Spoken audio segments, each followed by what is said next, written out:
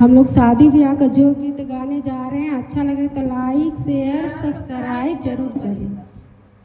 अरे माई गंगा तीरे ढोल बाजे जो गावा बिकाला।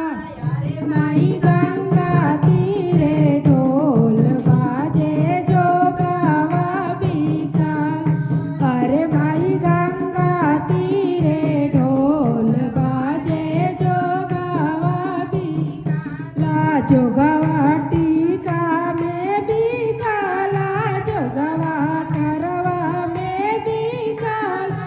अरे माई सुंदर सोहाग जो गावा सिंदूर में बिकाला। अरे माई सुंदर सोहाग जो गावा सिंदूर में बिकाला।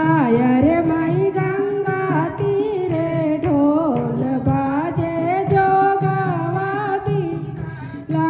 अरे माई गंगा तीरे ढोल बाजे जो गावा बिकाला। जो गावा नदिया में बिकाला, जो गावा टैरों में बिकाला।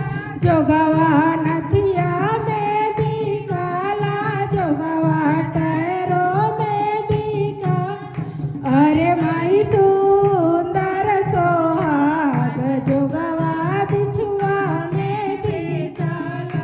अरे माई सुंदर सोहाग जो गावा बिछुआ में बिकाला। अरे माई गंगा तीरे ढोल बाजे जो गावा बिकाला। अरे माई गंगा तीरे ढोल बाजे जो गावा बिकाला। जो